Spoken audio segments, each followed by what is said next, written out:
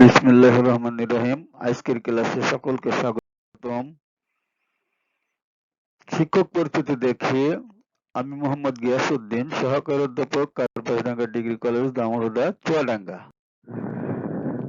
এখন আমরা দেখব বিষয় পরিচিতি, শ্রেণী একাদশ দ্বাদশ, বিষয় সমাজবিজ্ঞান, পত্র প্রথম, অধ্যায় প্রথম।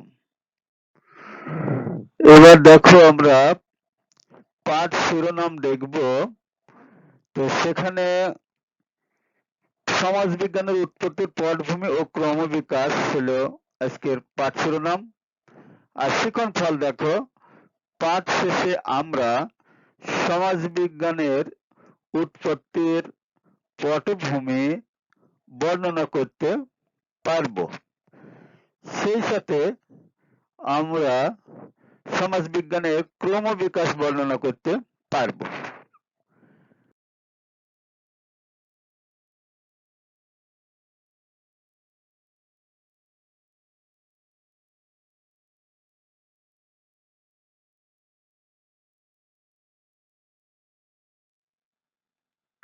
এখন সমাজবিজ্ঞানের উৎপত্তি দেখি।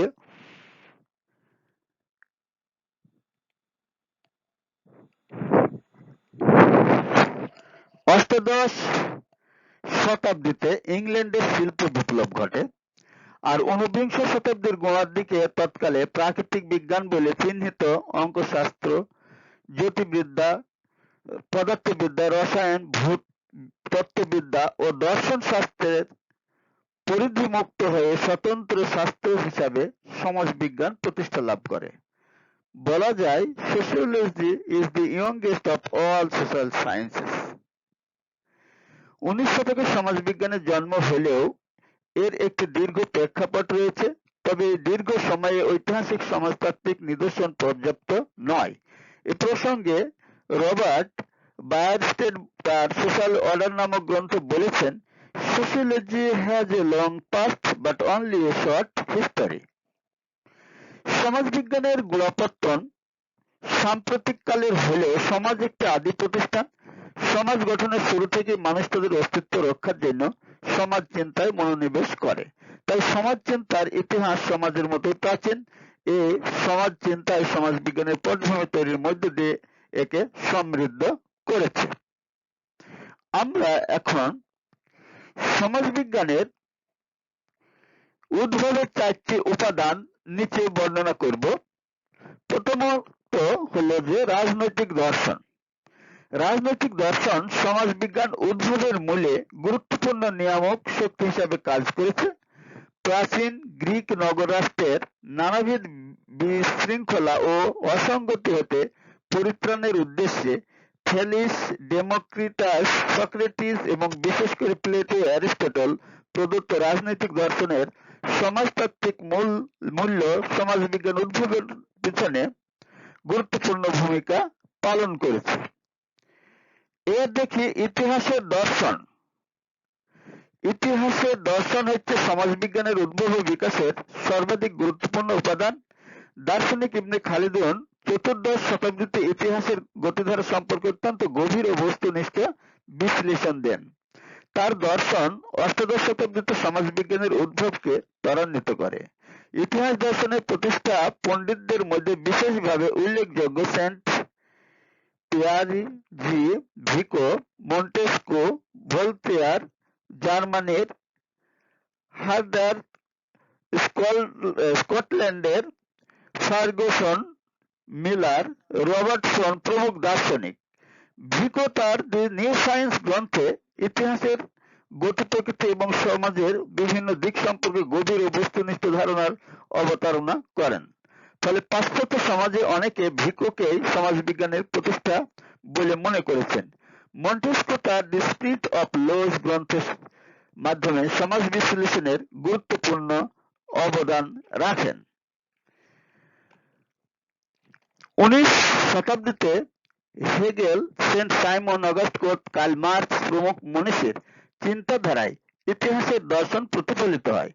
অগাস্টকোট বিশ্বাস করতেন সমাজবিজ্ঞান হবে এমন একটি বিজ্ঞান যা প্রতিষ্ঠিত হবে সমাজ, সামাজিক সমস্যাবলী, এর পরিবর্তন, বিবর্তন ইত্যাদি সম্পর্কে সুশৃঙ্খল পর্যবেক্ষণ, পর্যাপ্ত তথ্য উপাত্ত এবং নানাবিধ শ্রেণীকরণের ভিত্তিতে। এ সময় সামাজিক দার্শনিকগণ সমাজের বাস্তব অবস্থা বিশ্লেষণের পরিবর্তে সমাজ কেমন হওয়া উচিত সে বিষয়ে অধিক গুরুত্ব আরোপ করেন। এই পর্যায়ে এমন একটি বিজ্ঞানের প্রয়োজন অনুভূত হয় যে বিজ্ঞান বস্তুনিষ্ঠভাবে সমাজের বাস্তব অবস্থা তুলে ধরবে। এই প্রয়োজন পূরণ করতেই সমাজবিজ্ঞানের জন্ম হয়। এই শিশু সমাজবিজ্ঞানকে প্রতিষ্ঠিত পরিণত করতে Herbert Spencer, Emile Durkheim, Max Weber ও ভি. প্যারেটো, কার্ল মার্কস প্রমুখ দার্শনিকের অবদান সবচেয়ে বেশি। এবার আমরা দেখছি জীববিজ্ঞানের বিবর্তন তত্ত্ব। জীববিজ্ঞানে ব্যবহৃত বিবর্তনবাদী তত্ত্ব সমাজবিজ্ঞানের উৎপত্তির মূলে বিশেষ ভূমিকা পালন করেছে। এ তত্ত্বের প্রবর্তক ডারউইন। সমাজবিজ্ঞানীগণ দেখলেন যে সমাজ জীবনেও বিবর্তনবাদী তত্ত্ব দারুণভাবে প্রযোজ্য। সমাজকে জীবদেহের সাথে তুলনা করে যারা এই বিবর্তনবাদী ব্যাখ্যা দিয়েছেন তাদের মধ্যে Morgan, Herbert Spencer, oyster mark প্রমুখ বিশেষভাবে উল্লেখযোগ্য। এসব সমাজবিজ্ঞানী জীবজগতের সাথে সমাজের তুলনামূলক আলোচনা করে দেখাতে সক্ষম হন যে সমাজ কিভাবে ফ্রম সিম্পল টু কমপ্লেক্স প্রক্রিয়ায় পরিবর্তিত হয়। মার্কসের সমাজতাত্ত্বিক আলোচনায়ও বিবর্তনবাদের প্রভাব দেখতে পায়। এবার দেখব সামাজিক জরিপ। সমাজবিজ্ঞানের উৎপত্তির মূলে সামাজিক জরিপের অবদান অপরিসীম। সামাজিক সমস্যা চিহ্নিতকরণ, দারিদ্র্য বিমোচন, জনমত যাচাই প্রভৃতি ক্ষেত্রে সামাজিক জরিপের বিকল্প নেই। সামাজিক জরিপের মধ্য দিয়ে সমাজ সম্পর্কে ব্যাপক তথ্য সংগ্রহ এবং গবেষণা সহায়তা হয়। তাই সামাজিক জরিপকে সমাজবিজ্ঞানের অন্যতম উৎসভূমি বলা যেতে পারে। এখন দেখব, আমরা দেখলাম উৎপত্তির পটভূমি। এবার সমাজবিজ্ঞানের বিকাশ ধারা দেখব আমরা। তো সেখানে অনেকগুলো মানুষই এই বিকাশ ধারাতে মতামত দিয়েছেন এবং তাদের অবদান এখানে আমরা বিশেষভাবে দেখতে পাব। তো সেগুলোই আমরা এখন দেখি। প্রথমত সমাজবিজ্ঞানের অবদানে যেসব মনীষীরা বিশেষভাবে অবদান রেখেছে তার মধ্যে গ্রিক দার্শনিক প্লেটোর কথা প্রথমেই বলতে হয়। তো তার আগে আমরা দেখছি যে ঊনবিংশ শতাব্দীর মধ্যভাগে স্বতন্ত্র বিজ্ঞান হিসেবে সমাজবিজ্ঞানের উদ্ভব ঘটেছে। তবে সমাজ সম্পর্কে চিন্তা ইতিহাস সমাজের মতো অতি প্রাচীন ও দীর্ঘদিনের। মূলত পাশ্চাত্য শিল্প বিপ্লবকালে সমাজবিজ্ঞানের জন্ম। একটি পূর্ণাঙ্গ এবং স্বতন্ত্র সামাজিক বিজ্ঞান হিসেবে সমাজবিজ্ঞানের আত্মপ্রকাশ করার পিছনে কতিপয় চিন্তাবিদের প্রত্যক্ষ পরোক্ষ অবদান রয়েছে। তার মধ্যে দেখছি যে প্রথমে আসছে আমাদের গ্রিক দার্শনিক প্লেটো। বিভিন্ন যুগের বিশিষ্ট চিন্তাবিদের অবদান বিশ্লেষণ করে পাশ্চাত্য সভ্যতার ইতিহাসে সমাজ সম্পর্কে ধারাবাহিক চিন্তাভাবনা লক্ষ্য করা যায়। এক্ষেত্রে গ্রিক দার্শনিক প্লেটো এবং অ্যারিস্টটলের নাম বিশেষভাবে পরিধানযোগ্য।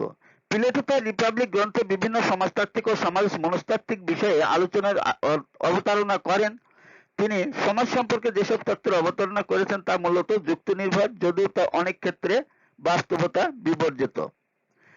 প্লেটোর অন্যতম সুযোগ্য ছাত্র অ্যারিস্টটলের কথা বলি। এবার প্লেটোর অন্যতম সুযোগ্য ছাত্র অ্যারিস্টটল তার পলিটিক্স গ্রন্থে প্লেটোর তুলনায় অনেকটা বাস্তব ভিত্তিক সমাজ ও রাষ্ট্রীয় কাঠামোর ব্যাখ্যা বিশ্লেষণ করার চেষ্টা করেছেন। তিনি বলেছেন মানুষ স্বভাবতই সামাজিক জীব। প্লেটোর ন্যায় অ্যারিস্টটলের মতবাদ ও সমাজতাত্ত্বিক ও সমাজ মনস্তাত্ত্বিক। গ্রিক দার্শনিকদ্বয়ের সমাজ পর্যালোচনার প্রচেষ্টা এবং একটি আদর্শ সমাজের পরিকল্পনা জ্ঞান রাজ্যে সুদূর প্রসারী প্রভাব ফেলেছিল। এখন আরেকজন চিন্তা বিজ্ঞান ভিত্তিক সমাজ বিশ্লেষণের ক্ষেত্রে যে জাগরণ আসে তা মধ্যযুগ এবং পরবর্তীকালের চিন্তাবিদদের রচনায় লক্ষ্য করা যায়। এখন আমরা ইতালীয় চিন্তাবিদ ম্যাকিয়াভেলির অবদান দেখি। ইতালীয় চিন্তাবিদ ম্যাকিয়াভেলি তার দি প্রিন্স গ্রন্থে মানব চরিত্র বিশ্লেষণের ক্ষেত্রে নিরপেক্ষ দৃষ্টিভঙ্গির সুপারিশ করেন এবং রাজনীতি থেকে ধর্ম এবং নৈতিক মূল্যবোধকে পৃথক রাখার প্রস্তাব দেন। ম্যাকিয়াভেলি মানব চরিত্র সম্পর্কে সন্দেহবাদী ছিলেন এবং মানব চরিত্র চিত্রায়নে দার্শনিক হবস এর ন্যায় অনেক অপ্রিয় সত্য কথা বলতেও তিনি দ্বিধা করেননি। সমাজ এবং মানব চরিত্র সম্পর্কে বাস্তববাদী দৃষ্টিভঙ্গির কারণে ম্যাকিয়াভেলিকে আধুনিক সামাজিক ও রাষ্ট্রীয় চিন্তাবিদ হিসেবে গণ্য করা হয়। 4 দেখো টমাস মোর। ম্যাকিয়াভেলির সমসাময়িক কালের একজন বিশিষ্ট আদর্শবাদী চিন্তাবিদ টমাস মোর, তিনি 1515 সালে উটোপিয়া নামে একটি গ্রন্থ রচনা করেন। মূলত দি প্রিন্স গ্রন্থের বিপরীতমুখী বক্তব্য এতে স্থান পায়। তদুপরি বলা যায় উটোপিয়া গ্রন্থটি দৈনন্দিন সামাজিক সমস্যা পর্যালোচনার ক্ষেত্রে বিশেষ অবদান রাখে, কারণ টমাস মোর প্রাকৃতিক আইনের সামাজিক ব্যবহারের উপর বিশেষ গুরুত্ব দেন। এবার সমাজ চিন্তাবিদ ভিকোর কথা বলছি। সমাজ চিন্তাবিদ ভিকো সমাজ বিবর্তনের নিয়ম এবং ধারা বিশ্লেষণের জন্য সামাজিক পর্যবেক্ষণ এবং গবেষণার উপর গুরুত্ব আরোপ করেন। তিনি তার দি নিউ সায়েন্স গ্রন্থে সমাজ বিবর্তনের ধারায় 3টি যুগ লক্ষ্য করেন। যুগগুলো হলো দেবতার যুগ, বীর যোদ্ধাদের যুগ আর মানুষের যুগ। এখন আমরা একজন বিশিষ্ট মুসলিম চিন্তাবিদের কথা বলবো। তিনি হলেন মুসলিম চিন্তাবিদ ইবনে খালদুন। মধ্যযুগের বিশিষ্ট মুসলিম চিন্তাবিদ ইবনে খালদুন সমাজ চিন্তার বিকাশের ক্ষেত্রে অনন্য সাধারণ অবদান রেখেছেন। তিনি তার বিখ্যাত গ্রন্থ মুকদ্দমায় সমাজের গতি প্রকৃতি এবং সমাজ জীবনের বাহ্যিক ও আধ্যাত্মিক শক্তিসমূহের প্রভাব পর্যালোচনা করেছেন। ইবনে খালদুন সমাজ জীবনের বিভিন্ন বিষয় সম্পর্কে বস্তুনিষ্ঠ ব্যাখ্যা দিয়েছেন, যেমন সংস্কৃতি, রাষ্ট্র, সামাজিক সংহতি ইত্যাদি। মধ্যযুগে জন্মগ্রহণকারী মনীষীর জার্মান সমাজ চিন্তাবিদ মনীষীকে জার্মান সমাজ চিন্তাবিদ কার্ল মার্কসের পূর্বসূরি বলে অনেক বাস্তববাদী লেখক গণ্য করেছেন। এরপরে আমরা দেখছি ফরাসি সমাজবিজ্ঞানী সেন্ট সাইমন। সেন্ট সাইমন মানুষের দুর্দশা মোচনের জন্য এক নতুন বিজ্ঞান প্রতিষ্ঠার প্রস্তাব করেন এবং সমাজ বিকাশ ও সমাজ বিবর্তনের সূত্রে একটি রূপরেখা প্রদান করেন। তো এই সূত্র অনুসরণ করে তার ছাত্র ও অনুগামী অগাস্ট কোট সমাজ সম্পর্কিত বিভিন্ন গ্রন্থ প্রণয়ন করেছেন। উল্লেখ্য যে সেন্ট সাইমন তার অবদানের জন্য সমাজবিজ্ঞান ও সমাজতন্ত্রের অন্যতম আদি প্রবক্তা বলে গণ্য করা হয়। এখন দেখব আমরা সেন্ট সাইমনের সুযোগ্য ছাত্র অগাস্ট কোটের অবদান। সেই সেন্ট সাইমনের সুযোগ্য ছাত্র ফরাসি দার্শনিক অগাস্ট কোট ঐতিহ্যগতভাবে সমাজবিজ্ঞানের জনক বা প্রতিষ্ঠা বলে পরিচিত। সমাজবিজ্ঞানের উদ্ভবের পিছনে তার চিন্তাধারা তাৎপর্যপূর্ণ প্রভাব বিস্তার করে। তিনি প্রথম সমাজ চিন্তাবিদ যিনি 1839 সালে সর্বপ্রথম সোশিওলজি শব্দটি চয়ন করেন। সমাজকে জানার জন্য অগাস্ট কোট একটি অনন্য সাধারণ বিজ্ঞানের প্রয়োজনীয়তা অনুভব করেছিলেন। সমাজ সম্পর্কিত বিজ্ঞানকে অগাস্ট কোট সোশ্যাল ফিজিক্স বা সামাজিক পদার্থবিদ্যা নামে আখ্যা দেন। পরবর্তীতে অবশ্য তিনি বিষয়টিকে সোশিওলজি বা সমাজবিজ্ঞান নামে অভিহিত করেন। অগাস্ট কোট মনে করেন সমাজবিজ্ঞান হবে এমন একটি বিজ্ঞান যেখানে এককভাবে সামাজিক সমস্যা, ঘটনা ও পরিস্থিতি সম্পর্কে ব্যাখ্যা বিশ্লেষণ করা যাবে। অর্থাৎ তার প্রস্তাবিত বিজ্ঞানের কাজ হচ্ছে সামাজিক প্রপঞ্চ সমূহের ব্যাখ্যা বিশ্লেষণ। 1830 থেকে 1842 সালের মধ্যে 6 খণ্ডে তার বিখ্যাত গ্রন্থ পজিটিভ ফিলোসফি প্রকাশিত হয়। এই গ্রন্থ তিনি মানব চিন্তা ও সমাজ বিকাশের 3টি পর্যায়ে 3 স্টেজ নামে উল্লেখ করেন, যেসবের মাধ্যমে মানব সমাজ বিবর্তন ঘটে। মূলত অগাস্ট কোট সমাজ জ্ঞানের 3টি স্তর এবং প্রতিটি স্তরের সঙ্গে সামঞ্জস্যপূর্ণ এক এক ধরনের সমাজের অবস্থার বর্ণনা করেন। অগাস্ট কোটের মতে মানব জ্ঞান বিকাশের 3টি স্তর হচ্ছে ধর্মতাত্ত্বিক স্তর, অধিবিদ্যা স্তর, দৃষ্টিবাদী স্তর। অগাস্ট কোট সমাজবিজ্ঞানের অন্যতম প্রধান ধারণা হচ্ছে উপরে বর্ণিত তার প্রদত্ত সমাজ বিকাশের 3টি পর্যায়ের সূত্র। তিনি মনে করেন মানব চিন্তা ঐতিহাসিকভাবে ধর্মতাত্ত্বিক স্তর থেকে অধিবিদ্যা স্তর অতিক্রম করে দৃষ্টিবাদী স্তরে উপনীত হয়েছে।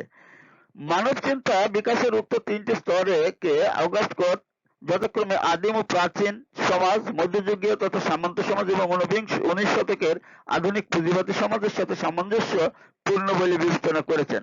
অগাস্টকোর মতে মানবজ্ঞানের ধর্মতাত্ত্বিক স্তরে মানুষ সর্বপ্রাণবাদ থেকে ধীরে ধীরে একেশ্বরবাদে বিশ্বাসী হয়ে ওঠে।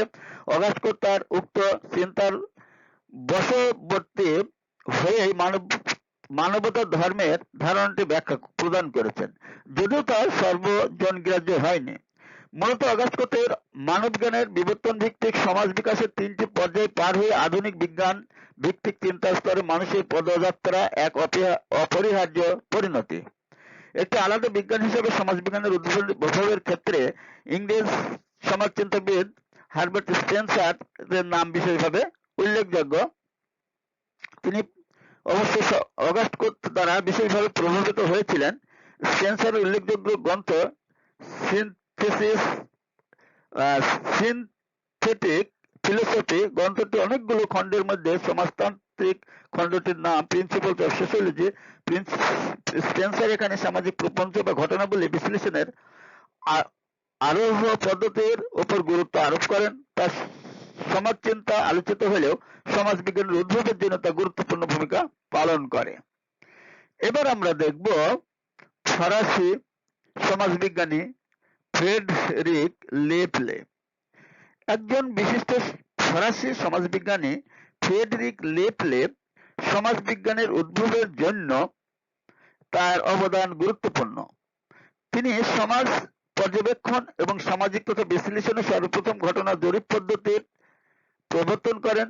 দি ইউরোপিয়ান ওয়ার্কস নামে 6 খণ্ডে একটি অমূল্য গ্রন্থ রচনা করেন তিনি। লিপলে অংশগ্রহণকারী পর্যবেক্ষণ প্রত্যয়টির ধারণা প্রবর্তন করেন। সমাজবিজ্ঞান উদ্ভবের জন্য উপরোক্ত চিন্তাবিদের চিন্তাধারা বিশেষভাবে অবদান রাখে। এই প্রসঙ্গে 3 জন বিশিষ্ট চিন্তাবিদের নাম উল্লেখ করতে হয়। তার মধ্যে প্রথমে আমরা দেখতে পাই কার্ল মার্কসের কথা। তো আমরা কার্ল মার্কসের কথায় যখন আসব তখন দেখি যে কার্ল মার্কস ডাচ ক্যাপিটাল এবং দি জার্মান আইডিওলজি এবং a contribution of the critique of political economy Karl মার্কসের উল্লেখযোগ্য রচনা। মার্কসের ঐতিহাসিক দণ্ডমূলক বস্তুবাদ এবং শ্রেণী সংগ্রাম তত্ত্ব মার্কসীয় সমাজবিজ্ঞানের উদ্ভবের ক্ষেত্রে অবদান রাখে। এছাড়া পুঁজিবাদের উদ্ভব, বিকাশ এবং তার পরিণাম সম্পর্কে তার সমাজ দার্শনিক ব্যাখ্যা পুঁজিবাদী ও মার্কসীয় সমাজবিজ্ঞানের বিশেষ অবদান রাখে। এবার দেখছি আমরা ডারউইনের কথা। ডারউইন জীবজগতের বিবর্তন ধারা ব্যাখ্যা করেন। তিনি বলেন, জীবন যুদ্ধে যোগ্যতারাই টিকে থাকে এবং দুর্বল ও অক্ষমেরা প্রকৃতির নিয়মে বিলুপ্ত হয়ে যায়। জীবনের বিকাশে জীবন যুদ্ধে হেরে গিয়ে অনেক জীবই বিলুপ্ত হয়ে গেছে এবং সকল সক্ষম জীব হিসাবে মানুষের বিবর্তনের ধারায় আত্মপ্রকাশ করেছে। ডারউইনের এই মতবাদ সামাজিক বিবর্তন ব্যাখ্যার ক্ষেত্রে গুরুত্বপূর্ণ ভূমিকা পালন করে। এরপর দেখছি মনোবিজ্ঞানে ফ্রয়েডের কথা। মনোবিজ্ঞানী ফ্রয়েডের মনোবিশ্লেষণ তত্ত্ব, ব্যক্তিত্বের গড়ন ও বিকাশ তত্ত্ব এবং আধুনিক সভ্যতার কুফল সম্পর্কিত তত্ত্ব ব্যক্তির আচরণ ও সমাজ সমীক্ষায় মূল্যবান অবদান রয়েছে। তার মতো মানুষের মধ্যে 3টি সত্তা বিদ্যমান, যেমন ইড, ইগো এবং সুপার ইগো। সত্তাগুলো সর্বদা ক্রিয়াশীল। ইড হল ব্যক্তিত্বের সেই প্রাথমিক উপাদান যা বাস্তব এবং নীতি বিবর্জিত। ইডের তাড়নায় মানুষ যখন যা ইচ্ছা তাই করার প্রয়াস পায়, অর্থাৎ ইড হল লাগামহীন তৃষ্ণার বহিঃপ্রকাশ। এর পিছনে যৌক্তিকতা, বাস্তবতাবোধ, ন্যায় অন্যায় এবং নৈতিকতাবোধ নেই। অন্যদিকে ইগো হল ব্যক্তিত্বের সেই উপাদান যার বাস্তবতার জ্ঞান আছে অথচ তা নৈতিকতা সম্পর্কে উদাসীন। ইগো ইডকে বাস্তবতা সম্পর্কে জ্ঞান দান করলেও নৈতিকতা সম্পর্কে নীরব থাকে। অপরপক্ষে সুপার ইগো মানব আচরণের সেই সত্তা যা মানুষের স্পৃহা ও কার্যাবলীর নৈতিক দিক মূল্যায়ন করে। মানব মনে বিদ্যমান এই ত্রিসত্তার ঘাত প্রতিঘাতে ব্যক্তিত্ব গড়ে ওঠে বলে ফ্রয়েড দাবি করেন। ফ্রয়েড মনে করেন যার মধ্যে ইড ও ইগো বেশি ক্রিয়াশীল এবং সুপার ইগো দুর্বল, তিনি তার কাজকর্মে নৈতিকতার মান বজায় রাখতে পারেন না। আবার যে ব্যক্তির মধ্যে সুপার ইগো প্রাধান্য পাবে সেই ব্যক্তি নীতি বহির্ভূত কোনো কাজে অগ্রসর হবে না। এইভাবেই ব্যক্তির মধ্যে ইড, ইগো এবং সুপার ইগোর মাত্রাগত পার্থক্যের উপর ব্যক্তির আচরণ অনেকটা নির্ভর করে। উল্লেখ্য যে সমাজবিজ্ঞান মানুষের পারস্পরিক সম্পর্ক আলোচনা করে, এই কারণে ফ্রয়েডের চিন্তা সমাজবিজ্ঞানের গুরুত্বপূর্ণ স্থান দখল করেছে। এখন আমরা সমাজবিজ্ঞানের একটি পৃথক শাখা হিসেবে সমাজবিজ্ঞানের উদ্ভাবনের পিছনে আমরা ফরাসি চিন্তাবিদ ডুরখেইমের কথা বলবো। তো সেই ডুরখেইম তিনি জার্মানি মানে ডুরখেইম তার গ্রন্থে সমাজ বিশ্লেষণের ক্ষেত্রে বিজ্ঞান ভিত্তিক দৃষ্টিভঙ্গির পরিচয় দিয়েছেন। তিনি সমাজ বিশ্লেষণের ক্ষেত্রে গোষ্ঠীকে একটি গবেষণা একক হিসেবে গুরুত্ব প্রদান করেন। আরেকজন মনীষী ম্যাক্স ওয়েবার, তিনি কি করছেন, ম্যাক্স ওয়েবার সেখানে ব্যক্তিকে সমাজ গবেষণার একক হিসেবে চিহ্নিত করেন। ওয়েবার আমলাতন্ত্র এবং নেতৃত্বের সমাজতাত্ত্বিক বিশ্লেষণ প্রদান করে বিশেষ ব্যক্তিত্বের বা কৃতিত্বের অধিকারী বলে বিবেচিত হন। তিনি ক্ষমতা, মর্যাদা, ভূমিকা বিশ্লেষণ দ্বারা সামাজিক স্তর বিন্যাস পাঠে মৌলিক অবদান রাখেন। এছাড়া সমাজতত্ত্বের বিকাশে নৃবিজ্ঞানী মর্গান এবং নৃবিজ্ঞানী টেইলরের নামও যথেষ্ট উল্লেখযোগ্য। তো নৃবিজ্ঞানী টেইলর এবং মর্গান এরাও সমাজবিজ্ঞানে যথেষ্ট গুরুত্ব রেখেছেন, যেগুলো আমরা পরবর্তী স্তরে গিয়ে পড়বো বা জানবো। তো এখনকার মতো আমরা সমাজ বিকাশের ধারা দেখলাম। আগামী দিনে তোমাদের বাড়ির কাজ হবে সমাজবিজ্ঞানের উৎপত্তি, পটভূমি ও ক্রমবিকাশ বা বিকাশ ধারা কালকে পড়ে আসবে। আর আগামী দিনের পাঠ হবে সমাজবিজ্ঞানের সাথে রাষ্ট্রবিজ্ঞান, সমাজ কল্যাণ ও নৃবিজ্ঞানের সম্পর্ক। আমরা এখন তাহলে বই নির্দেশনা দেখি। ডক্টর মোহাম্মদ আব্দুল মালিক সরকার, সমাজবিজ্ঞান প্রথম পত্র, ঢাকা, লেকচার পাবলিকেশনস লিমিটেড, 2020। তাহলে আজকের মতো আমরা এখানে পাঠ শেষ করলাম। সকলকে অশেষ ধন্যবাদ।